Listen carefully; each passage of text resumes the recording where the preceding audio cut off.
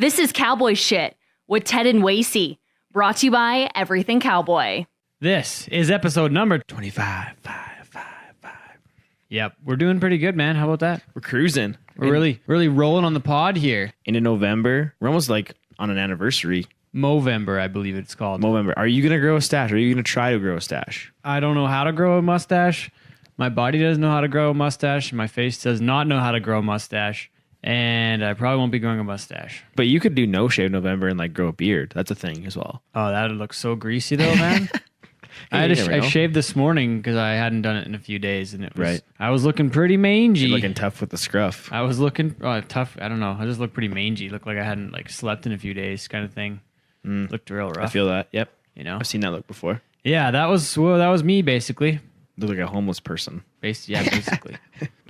Nice. So we're back from the CFR. Survived. Made it alive. Red Deer, Alberta. Barely made it out alive. Yeah, that's a fact. Yeah. I was falling asleep on the way home driving. I was not okay. Yeah. Bad times. Well, it was a good time that led up to being a bad time. Yeah, the CFR wasn't bad times. Just like trying to get home and be, going tired. back to real life. Yeah. Basically only real life for like a day because I'm back. I'm hitting the road here in a couple hours to go to Las Vegas for the PBR World Finals. Vegas, baby. The 25th PBR World Finals. How about that? We're talking about the 25th PBR World Finals on episode number 25 of Cowboy Shit. Wow. How neat is that? What are the chances of that? How neat is that? That's amazing. I can't actually tell how long our podcast is right now because we're doing a new program, and I don't know how it works. Oh. It looks like we're good. It looks like we're at 62 seconds right now. That's it? No. Is every beat like a quarter of a second? I don't know, man. It's like 9, 10. But that's about right, isn't it? Sure. Yeah, we're going to go with that. Ted's an expert. We're going to go with that. I'm not sure if these levels are working. I'm hoping that they're okay. Hopefully Kyla can make it sound good. Appreciate it, Kyla. She was in Red Deer. I heard you guys had breakfast. That's cute. Yeah, we're friends now. Friends on. You guys are friends? Yeah. That's cool. I'm happy for you. We are both from Saskatchewan, so we had some common ground there, which was nice. How about that? Yeah, it was good. She's a nice lady. And then what else happened?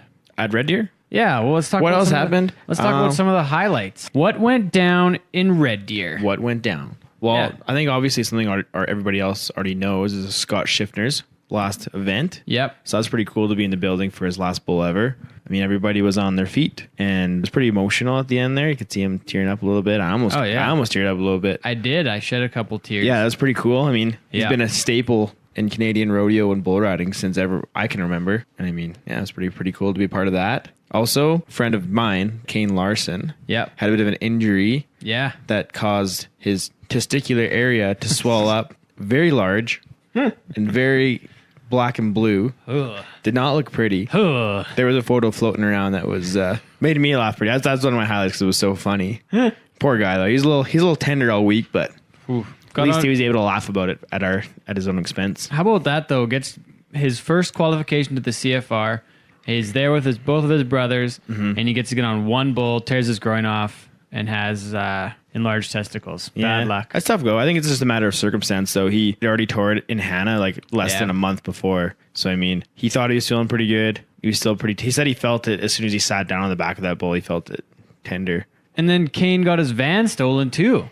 Yeah, next morning. And I mean, the van isn't as detrimental as the gear bag he lost in the process. So he lost his whole gear. Like we had a brand new pair of boots, brand new pair of spurs. Yeah. Now, well, you and I both know it's not cheap to replace any of that stuff. So no, there's been a lot of that. Like there was that night at that same hotel, there was 2 other vehicles broken into, plus a vehicle, and then Kane's van stolen. Really? Yeah. So, gee, which hotel was this? The Baymont, just down across the road from where we were staying. That's really? Super 8, yeah. Damn, that's bad luck. Rough part of town. Apparently, but they were in a cab on the way to the rodeo from the hotel because they had no vehicle. Yeah, and the cab driver told them there's an average of 10 to 15 vehicles stolen per day in Red Deer. Holy crap! Yeah. Wow, we did okay to not get ours stolen then, didn't we? Oh, I'd have been so chapped. That'd have been bad luck. Not like you've had good luck with vehicles. That's what I mean. Anyways. I'd have been like, just add on because my truck got broken into last fall. Yeah. Truck got towed in the spring. So good times. What about you? You were kicking around most of the week. What were some of your highlights from CFR 45? Highlight for me again, Schiffner's retirement. Not like I'm happy he retired. Like that's not like I don't want to call it a highlight, but I thought it was pretty cool when he made his last qualified ride on Saturday night. I was on my feet like halfway through the ride, and I thought everybody would have been like. I mean, the crowd still wasn't that into the rodeo though. Yeah. Like, no offense to anyone anywhere, what's going on? Like, the crowd still wasn't that pumped up. Yeah, and I mean, it's a bit of an older demographic in the crowd. Like, Yeah. that's one thing I noticed. Like, you and I talked before we started recording about that photo that with Wacey standing up on the panel, and like you can just see there's one is Canadian title, and like no everybody's engagement from the there. crowd. Yeah, and it just It's like weird, isn't it? It's funny. They gotta find a way to get that engagement, get them kind of clapping and being louder. Something. There was a bit of it, but it just still wasn't it was funny. Still wasn't working. The Rising Stars rodeo on Saturday afternoon. Yeah. When the one team caught in the team rope, and that was the loudest that building has been the whole week. Yeah. And like even for Scott, like the people like Dave asked them to stand up and like, it's his last ride, and I was like, Jesus, they're not even getting up that fast. Like I was kind of like, what the hell, people, get after hard it. for someone to get up fast because they're older, I guess. But no, I know what you mean. It's strange. It's just a different. Yeah, you could just feel the atmosphere in there. Like just it wasn't like engaged. Like it was good. It was good rodeo.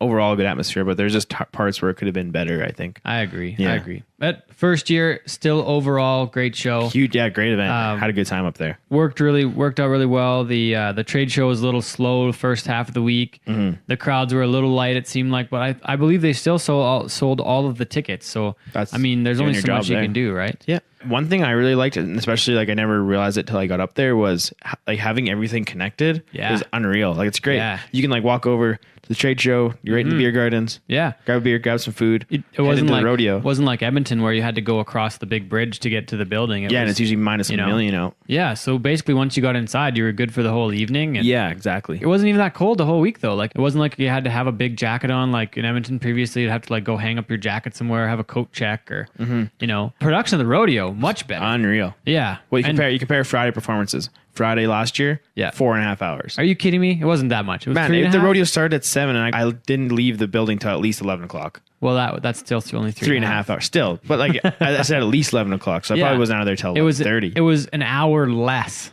Like literally an hour less. Yeah. So it was great. Huge props to the production crew for getting that rodeo. I think the one thing that they need to do to like make it that much better is find something else during the day to keep people busy. Yeah, I think that's probably in the works. It just hasn't happened yet. Yeah, I think that'll really make it an outstanding event. Did you get to the buckle presentations? I went on the night Jordan won the round, so Friday night. Yeah. Yeah, it was good. I liked how it worked, but was it you who said that they should move it over to where the cabaret is? I suggested that back in January when I first heard the finals was going. And I mentioned that to a couple people when I was over there, and they're like, it makes sense because you get, like you said, you get 300 extra people over there. Yeah. And then you can even get like the people, like the fans probably want to see that too. Because like when I went over, it was mostly just rodeo families and like whatever. Which is fine. Yeah. There's nothing wrong with that at all. But if you're trying to promote the sport and engage sponsors, like how do you sell to only 300 people that already are involved in the sport? Well, that's just it. The way that venue is set up, you could fit it in perfectly into that. Oh, yeah. Just have it on the big stage. I even gave them a schedule and everything. It never happened. I mean, well, and then that whole wall, the whole south wall of that build, it's all the sponsors for the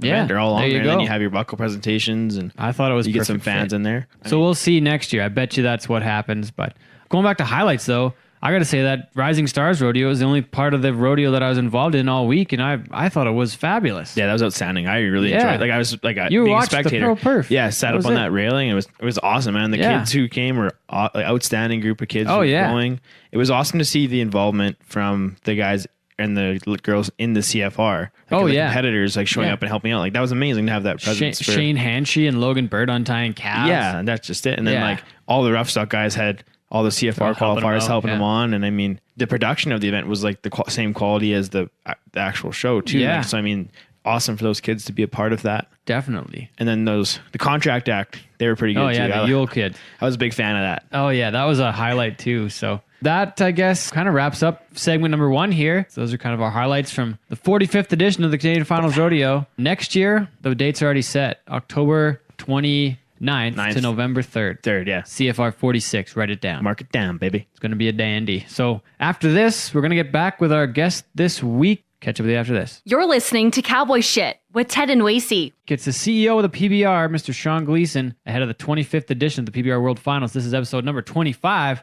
What originally brought you into the PBR? Let's start with that, Sean. Well, Ted, I was actually one of the first licensees of the PBR brand. I was working at Sierra Online and managing the sports division. Did a lot of research on crossover interest with NASCAR and our hunting and fishing teams, and PBR kept popping up. And so I secured the license to make the first ever bull riding game with Sierra Online. And when I first was exposed to the product in Nashville, Tennessee, at the old arena, it was something that obviously was near and dear to my heart, growing up in and around it in a rural environment, but also just the way that PBR was presented and the excitement, the introduction of the guys, bull riding only. It just got my attention. It was a great product, and I decided that it was the best product that I was ever going to have an opportunity to work with as a businessman and a marketer.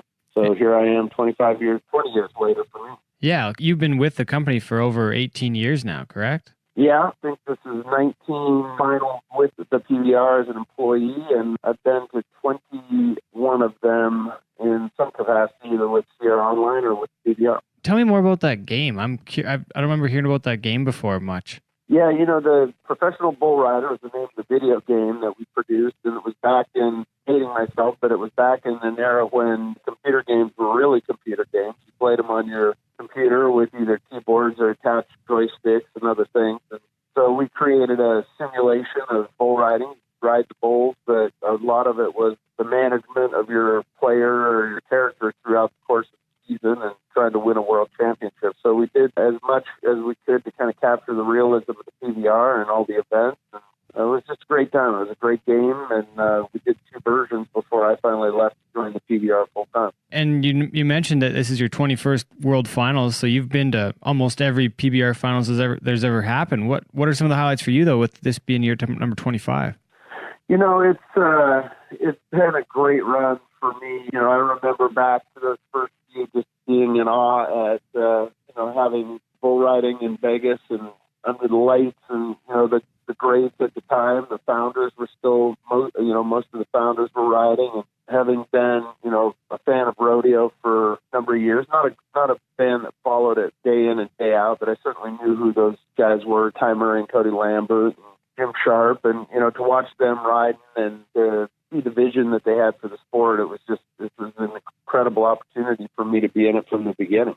How many of their dreams have come true in these 25 years since they created the PBR? I think for the PBR founders, their dreams came true a few years into the development of the organization to see it succeed and start growing. Many of them, I don't think really had a vision that we could be where we are today. And so their dreams have come true many times over. And certainly when we sold the company for the first time and they all got the check that paid off their initial investment and the belief they had and all the hard work they did put into the building of the PBR. Their dreams certainly came true then, but if you talk to any of them, and myself included, that have been around for a long time, none of us really imagined we could accomplish what was accomplished to this point today. And so it's a great testament to the vision of the founders and a lot of hard work by a lot of people over the years. My next question was, what do you attribute to the sport's success? But I'm assuming what your answer is going to be a lot of hard work by a lot of people.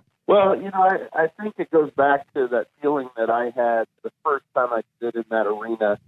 The product at the core, bull riding is an exciting sport. The values that bull riders and cowboys represent, and everything just makes such a rich experience from an entertainment standpoint. And at the core of it, that's what I believe has made PBR successful, is that it's a great product. It's just a fantastic product. The vision to really wrap it in a more contemporary production wrapper and bring light and sound of pyro and burn dirt and do a lot of things that are very professional from a production standpoint are certainly a part of the fabric of our product. But at core, bull riding is an exciting sport. Those that are exposed to it, especially in a 2.5-hour arena show that's got professional production behind it, it's a very addictive sport. And then a lot of people did a lot of hard work along the way, pushing that rock up the hill to keep selling bull riding to the mainstream in America. Speaking of the mainstream, we're not that far off now. We're in it in some points, and you guys have created that. But where do you think we can go from here? What is the next level? Honestly, I think that we're just getting started, and even though we've come as far as we have, I use the analogy of the rock. We've been pushing this big round rock up this hill for so many years. A lot of people push, and you just couldn't let it go. There was no momentum that turned forward. There was no critical mass that took hold in mainstream America. So even though we've reached a point where we have really great success stories to tell about the growth of the business and the sport, it still hasn't cracked over that hurdle that, it starts taking on a life of its own in American society and among the consumers. And so over the last couple of years, I've told people that, for the first time in my 18, 19 years with the PBR, I finally felt that rock move a little bit on its own. Like we're almost getting it up there where, it's going to roll downhill in a positive direction with a lot of momentum behind it. And I think that's really, it'll go to a new level altogether that will hopefully, 25 years from today eclipse the growth, and we'll be looking back on our 25th anniversary, or those that are still around will be looking back on it. Man, remember when it was that small? And I think a lot of that will be globalization and bringing it to new and other territories and continuing the expansion beyond the 5 territories we operate in today. You kind of answered my next question again here too, but I'm wondering what it does look like in 25 years. What might be some of the new countries where the PBR has events and bulls and bull riders? What's the next play that way? Well, there's a lot of room to grow here in the U.S., and that still remains a major focus, but we're making great strides in Brazil, Australia, Canada. Mexico's coming along okay. But the cowboy as an icon, or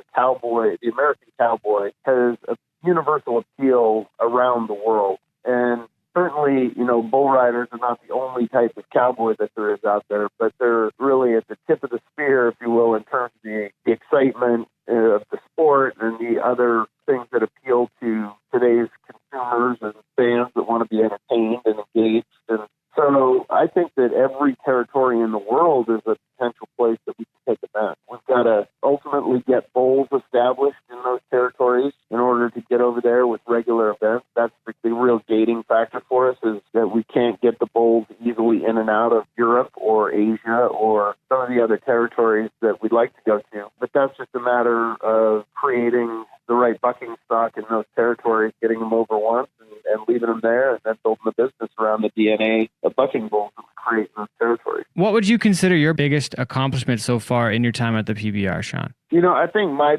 biggest accomplishment with the PBR is really the collection of history, knowledge, information, and my ability to kind of learn from that over the 19 years I've been here. I don't know that there's any one moment that I'd point to. There's certainly been some things that I'm very, very proud of in creating new products and, bucking bulls in Times Square and bucking bulls in the beaches of California and, being a part of the longest ride and Fearless and some of the other great media properties that we've had. But it really, I think the thing that I'm going to be most proud of when it's time to retire or move on and let somebody else do this is really the progress that we made from the day that I started to the day that I leave. And my hope is that, that can be measured in the health and well-being of bull riders on a lot of fronts, in the amount of money they make and the protection and safety of them as they compete in the sport. And, and then just ultimately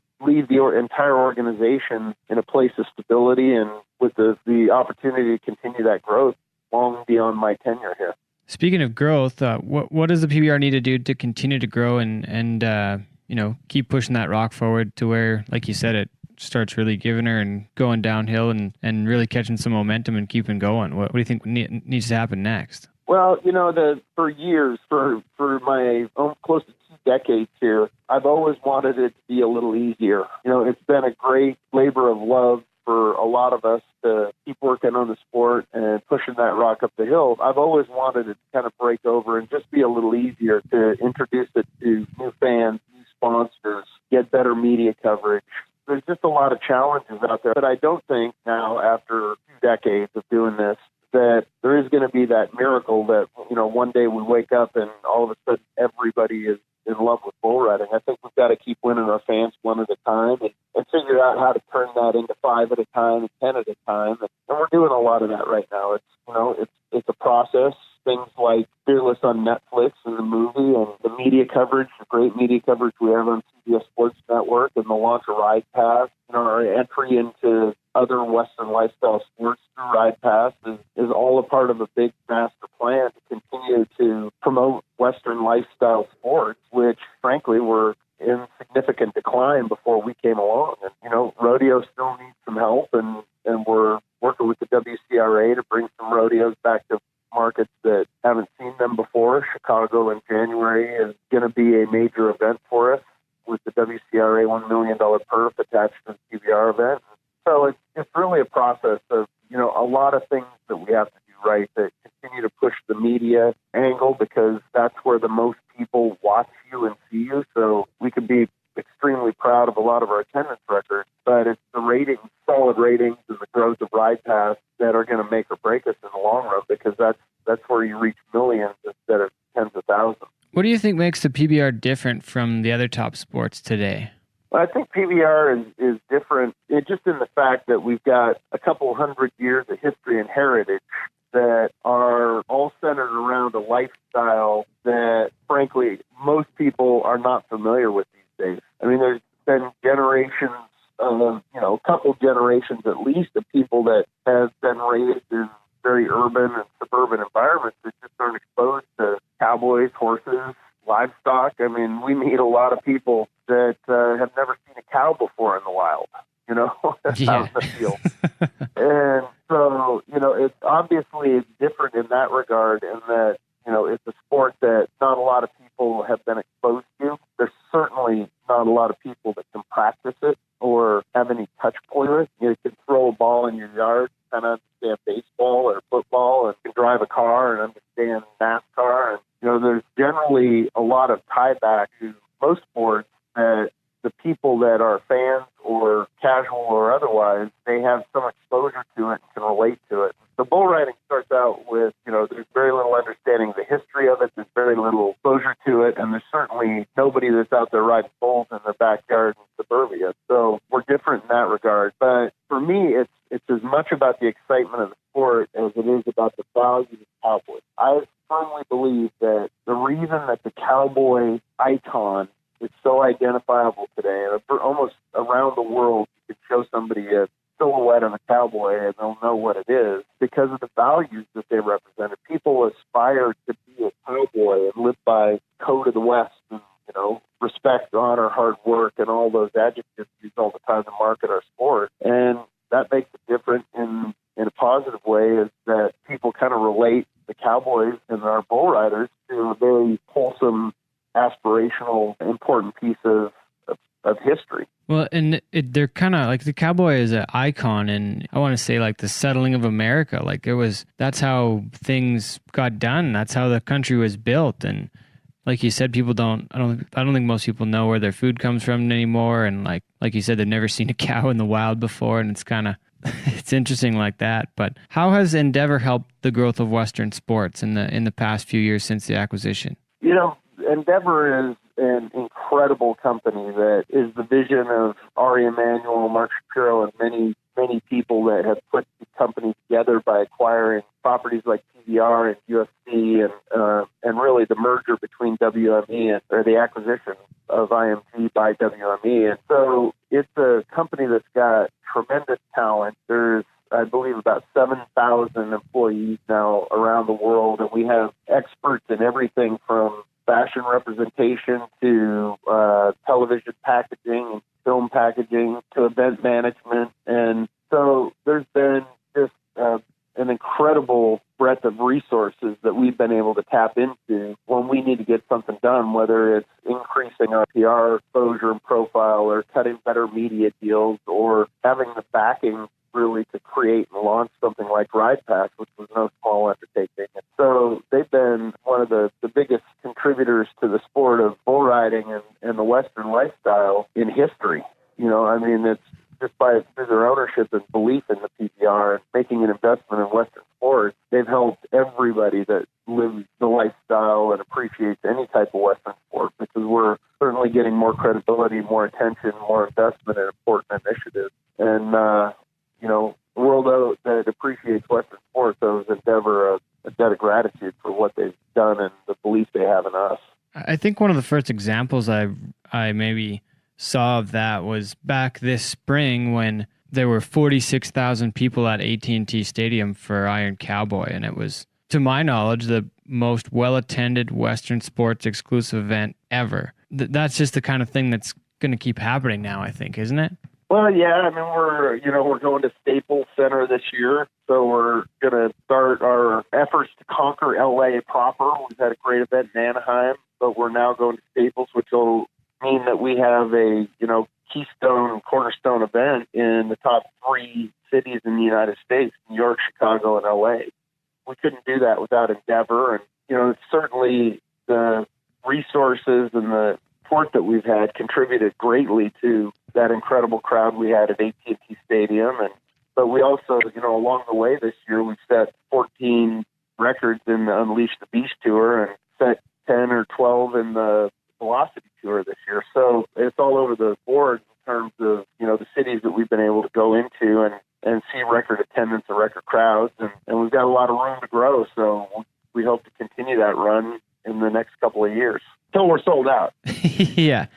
We're getting close to the point where we'll be sold out. So we'll never stop the growth, but we want to certainly get to sold out status in all of our markets in the next few years. Speaking of sold out in new markets, we got to talk Canada a little bit, where we had at least 2 sellouts this year on the Monster Energy Tour, between our first trip ever to Moncton, and then we were the first ticketed event ever at the Calgary Stampede's Western Event Center to ever sell out that building, and to sell out Moncton. Let's talk about Canada a little bit and how it's been up there this year. Canada for me is kind of a thank goodness we finally got it right. We've had a number of initiatives up in Canada to try and grow the business, and we started, frankly, when PBR really didn't have 2 nickels to rub together, and, we tried to bootstrap the business in Canada with a great team that, was certainly motivated to accomplish good things and repeat our success that we were having in the U.S., but we just weren't in a position to do it when with the last couple of attempts. And so that's another benefit of Endeavor. It's given us the resources, the patience, the opportunity to invest and the time to go up and now put the right structure and the right people in place. Jason Davidson has been an incredible promoter of bull riding for a long time, and we finally got Jason in a position where he can make a lot of decisions about the events that we're running up there, and he knows what he's doing. And that's what we try and do. That's what I try and do everywhere, is find the best people to get the job done and then empower them to go do it. Really proud of what the whole team, you included, have been able to accomplish in Canada, and we look forward to continuing the growth up there. But another big opportunity or another big contributor to our growth is the fact that we've been able to build a good television package with TSN and finally get the sport exposed to the masses through television. Just can't underestimate the importance of that in selling tickets as well as, growing a fan base. Well, that announcement back in the spring was the biggest in the history of Western sports in Canada too, and it kind of didn't get a lot of press at the start, but it was a huge announcement. It was groundbreaking in our country. I thought it was incredible. Yeah, that's part of the challenge of pushing the rock up the hill. You have something great that is just frankly groundbreaking and, industry changing. And it's a major announcement for any sport, not just the sport of bull riding, but it doesn't seem to get the coverage of the mainstream media because they don't understand it. They don't, they maybe form their own opinions before learning or knowing or understanding how important it was to a whole lot of people and an entire lifestyle. And disappointing sometimes, but that's where we just dig in and work harder and go make it happen and then surprise people at the end of the day. So the sold out events in Canada, I'm really proud of the fact that we're, continuing to pound on Quebec City and looking for other places that we can take the PBR brand instead of just continually, hitting events in Alberta and Saskatchewan where we can maybe sell a few more tickets. And that kind of is the mantra that we had here at the PBR in the early days. We could have sold a lot more tickets and made a lot more money if we would have focused on Texas and Oklahoma and, points out west and not taking this thing to Madison Square Garden.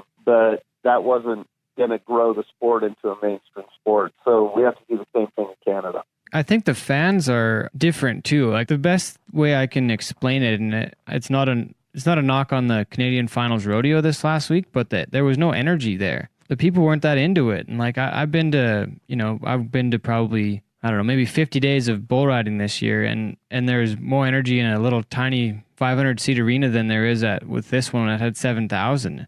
What would you attribute that to? Like why is our stuff so much more exciting? Honestly, well, it's the production. It's the contemporary production.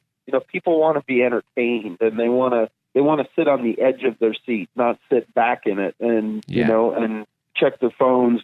Well, something's happening in the arena that just isn't that appealing or that exciting to them. And so, the PBR's brand of bull riding is pretty unique in how we produce the events. You're a part of that. That we buck them as fast as we can and keep people entertained. And we wrap it with contemporary music and, lights production and kind of a professional approach to it from a sporting perspective that a lot of rodeo just doesn't do and can't do. I mean, it's a different product. And I think, there's been many people that have tried to, copy what we've done or take a new direction. But the reality is that rodeo is a sport that is great for a 3-hour performance on a, hot afternoon in the summer, or occasionally for, a crowd that really appreciates the nuances of rodeo and all its disciplines. And so we've got a different product. We wrap it up and put it in a very contemporary wrapper and entertain people. That's our job. I've got 3 more things I'd like to hit, but I'm going to leave it to you. There's the new Sports Performance Center coming up, and then we've got another edition of the Global Cup, and then I want to finish with your definition of cowboy shit. So hit what you want on that, and then we'll finish with your definition and call it a day. Yeah, we're really excited about bringing the Global Cup to AT&T Stadium this year. The first ever inaugural Global Cup, as you know, was in Edmonton, and honestly, we didn't know what to expect. We'd run the World Cup 2 times many years ago, and it kind of lost steam, and we just shelved it for a while. And when we looked at the opportunities to bring it back or create something new, we came up with the Global Cup format. And that event in Edmonton, for every one of us that have been around the sport, including the old-timers that have been around for all 25 years of the PBR, was the most exciting event format that any of us have been a part of. We all had goosebumps. We were all sitting there just, jumping up and down and just for all the countries. And it was just a level of competition that the patriotism that each country has for their flag and their colors and their countrymen was just an incredible sporting event of any type of sporting event. And so, we had the same feeling and the same product that we took to Sydney this past June. And so bringing the Global Cup to the biggest sports arena in the United States, maybe the world, certainly one of the biggest in the world, seems pretty fitting. And now we've got to go out and make sure that we sell the tickets and get enough people there, because when they come, they're going to be entertained. And we know that at a level even greater than our already great standalone event. There's nothing I can even compare to Edmonton. It was, like you said, incredible, the best we've ever seen. And I'm going to have to come down to Arlington again now and see it down there, because it was, I can't imagine what it'll be like. Edmonton, we had a full house there, but like it's half or a third the size of what AT&T is. I can't imagine what it'll be like. Well, we got to make sure that people understand that so doing things like this is important to explain to people that, this format is not something less than the Iron Cowboy format that obviously we had 47,000 people at that event. And, I've taken a little bit of criticism from some folks that have questioned whether we should screw with a good thing. But what we're trying to do is make it even better and then continue to grow that event. And so we'll get the word out and market promote that event. But it will be, I think, the best bull riding in the history of bull riding when we walk out of AT&T Stadium. I'm looking forward to it. I'll be watching or something, and I hope everybody else is too. I'm sure they will after the first few editions of the Global Cup. But so tell us about the new Sports Performance Center that's being created right now. Yeah, so it's getting close. We're supposed to take possession of the building here in the first quarter of 2019. But we're opening the PBR Sports Performance Center in Pueblo, Colorado, and it'll be the first and only sports performance, sports science center that's dedicated to bull riding. And we'll certainly have and entertain some other athletes there in the facility, but it's geared specifically to be the home of training for bull riders. We've got a world-class facility. It's not a gym. There's certainly gym equipment. You can work out there, but a sports science center. So it's got video training, and it's got a lot of physical rehab training and other services and experts that we'll have there that are going to train bull riders how to be better bull riders. And one example that I can give you, we've done some preliminary work in the past and found out that eye strength is critically important to, bull riding. They need to be able to move and adjust their vision and what they're looking at faster than most athletes do because of the pace and the speed that those bulls buck at. So, it's things like that. It's knowing and understanding that that's fully as important as having a strong bicep or, great core strength. So the strength part of it's important, but I think the sports science part is where we're going to be able to differentiate champions from wannabes. And that's what we intend to do is introduce people to the sport there, but it's also a great place for great bull riders to become exceptional. It's funny you mentioned vision. I used to ride in my glasses, so maybe that was my trouble. I never really stayed on until I got my contacts. So maybe that was part of it. Maybe that was. I mean, that is something that we did find is that if you've got slow vision or your ability to adjust your eyes to match what you want your body to do, it can affect timing and therefore balance and as you well know, in a bull ride, those reactions have to be very, very fast. So yeah, and it's not about strength. It's having overall strength or mass or being muscular, as you well know, and it's about having it in the right places where it's going to help you to stay on that bull. So well-trained bull riders these days are the guys that know and understand their body and are training them to be a combination of the right strength with the right reflex and the right flexibility and those things. And so, better people than I at that will help figure out that right curriculum, but that's what we tend to do at PBR Sport Performance Center. I almost want to come back and go hang out there for a few weeks and get back on the bull sometime or something. It sounds like I wish it was around when I was going. These guys coming up are going to be in such better shape. That's incredible. Yeah, well, it's a long-term vision for us. We don't expect that it's going to be full on day one and, that we're going to have 365 days a year of packed house at the facility, but you've got to start somewhere. And for the long-term growth of the sport, we need to introduce more great athletes to the sport and have them choose it as a profession. If you think about it, J.B. Mooney's made $7.25 million in his career, and outside of, the NHL and the NBA and the NFL and golf and NASCAR, you're hard-pressed to find another sport that can pay you that much money. I mean, certainly soccer on a worldwide basis, but, you're hard-pressed to find another sport that you can have that type of professional career. And so there's a lot of great athletes out there that just never think about, they just never even once entertain the thought of maybe I should be a professional bull rider. And we want to change that. What is the world's best college wrestler in the 152-pound category going to do when he graduates from college? It's a real option. It's a real option and opportunity for some great athletes to come in and elevate the sport. And I think eventually I hope anyway, that we start seeing athletes that maybe never got on a horse in their life that come out, learn how to be a bull rider and make millions of dollars because they're fantastic. That'll certainly entertain the fans and create great storylines for us that help us grow the sport. I think we had one of those guys do that with Jose Vitor Leme. Like he came from soccer and came into bull riding, and he's got a chance to win the world, and it's only been a year. Yeah, I think Jose is really the first true example of that. And as a crossover athlete, he saw the opportunities. He recognized some fellow countrymen that were up here making millions of dollars, and I think he had a choice to toil away as a soccer player and probably not make a lot of money throughout his career. Came up here and showed everybody how it's done last year.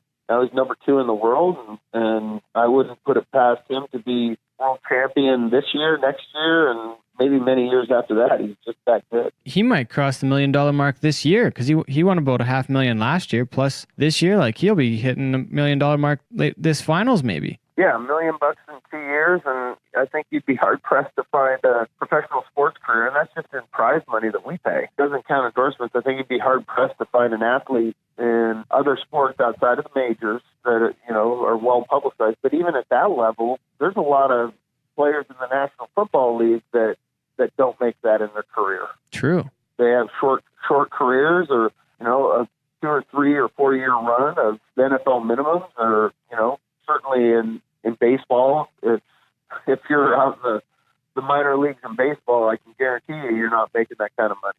So, I want to keep spreading the word, and I'd like to see great athletes choose bull riding as a profession, because I think it makes our sport better, and I think that's what will continue to grow. The sport is great athletes rising to the occasion. I couldn't agree more. It seems like something might be like, maybe there is a recruiting thing sometime, or I don't know what it looks like. We don't need to get into that right now, but we better finish up with your definition of cowboy shit. We'll go from there. Yeah, my definition of cowboy shit, I think, I grew up on a hobby farm, worked for all the farmers and the ranchers, and grew up on the back of a horse. So I'm not a stranger to the cowboy lifestyle. I lived it, and I've spent the vast majority of my career, as a businessman, but I still fashion myself a little bit of a cowboy, and was out hunting 2 weeks ago and back in the woods quite a ways, and helped one of our partners from CBS kill a nice 6-point bull elk. And as I was quartering it up, I stabbed myself about an inch deep in the leg and got an artery and a couple of veins. And it was about 20 minutes before I figured that my boot was full of blood, and pulled out my pant leg, and it was spurting out of my leg. And so I wrapped it up with an elk bag and wrapped it up tighter with a rope, and finished quartering out some elk and got them out of there before I went to the hospital and had to get all stitched up and get some fluids back in me. And that's my definition of cowboy shit. Damn. But I also think if the bull riders knew I cut myself, that they'd probably give me the dead jackrabbit treatment, which is hold me down and beat me with a dead jackrabbit for being a dumbass. So. Oh wow, that's quite a story though. Holy smokes, that could have been pretty rough actually. Yeah, it was a little sketchy, but we were able to get the bleeding under control long enough to deal with what we had to deal with. Dang. That is some cowboy shit. That's cool. I like those definitions. They're all so unique. Everybody has their own story.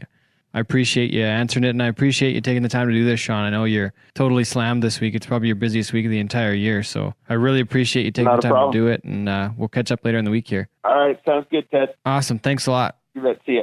You're listening to Cowboy Shit with Ted and Wacey, brought to you by Everything Cowboy. Thanks again to the PBR CEO, Sean Gleason, for being on the show this week. Episode 25, ahead of the 25th edition of the PBR World Finals in Las Vegas.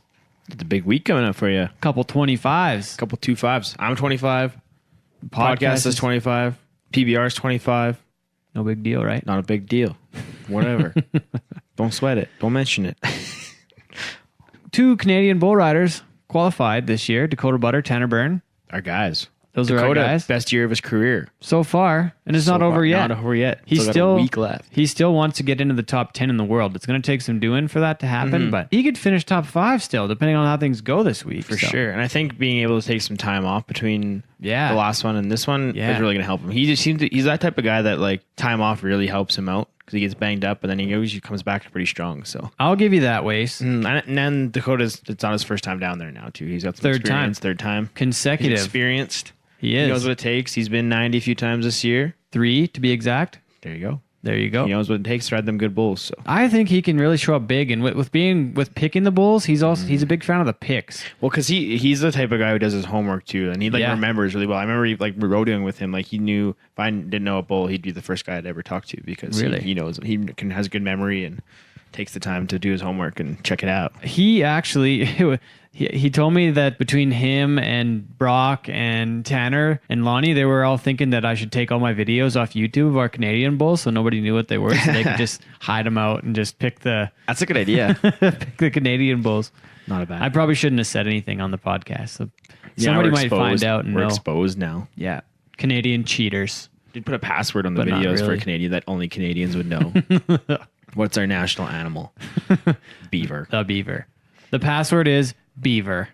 It's also good to see Tanner get back down there after the last season he had. And this is his 4th World Finals already. And Jesse Burns 11th. That's crazy, man. Isn't it wild? Yeah, it's pretty awesome, especially like a Canadian guy like Jesse. Great guy.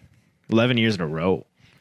Yeah. It's impressive. Awesome. So. And I mean, he's still a young guy. Like he could still go a few more. I don't know what his plans are though. Somebody we need to have on the podcast sometime. Actually, He probably got some pretty cool stories for us. I bet he does. What are you looking most forward to about the 25th edition of the PBR World Finals? Put me on the spot, eh? I always like the show, watching the PBR Finals, comparing it to any other major event I've been to. There's not energy like that at the NFR. Right. Like sometimes there's some good moments, but for the bull riding at the NFR, people gone. left to go to the show. The one year I went down there, my brother and I were sitting up in the in the bleeders, and everybody was leaving. So like, heck, let's go down here and watch the bull ride, and it's way better. Yeah, I think the NFR though, it's not like we talked about in Red Deer with like the older crowd. Yeah, I think that's the NFR is that same issue, not as quite as blatant as it was in Red Deer, but I think there's still an older crowd of people. That's who's sitting in your lower bowl because they can afford it. Yeah, that's true. And I mean, very true. The PBR is doing a good job of going after the new generation of rodeo fans. Yeah, and then the show is geared towards them to be a high energy and they engage the crowd. And they're not rodeo fans; they're bull riding fans. And that's just it. It's a different group of people altogether, I believe. Yeah, and they're expecting to have this high energy show, and they're going to be interactive with the crowd. Engaged. That's what I'm looking for. And then again, you got a guy like Flint who is so good at getting the crowd involved. I love going to watch Flint. Yeah, like so funny. I find myself quite entertained at his work. Oh yeah, and it's different. One thing I gotta give props to Flint on is how I haven't seen him do the same thing twice. Like, and he stays relevant. Like he's current with everything he does. Like it's not as much as he has a list. He doesn't have a list of jokes. He has a couple bits that he'll do once in a while, like the bull snake thing, which is hilarious. And the Titanic one is really good. But he does it like once a year. Have you seen him do the figure skating one? Oh yeah, that's good too. Yeah, I like that one. But that's the thing. It's like he has these little bits that he'll pull out once in a while when you get in a jam. But otherwise, it's he's off the cuff, like just and it's situational comedy. It's not what do you call it? Memory comedy, where you just remember your jokes. You have a script. Scripted comedy. Yeah.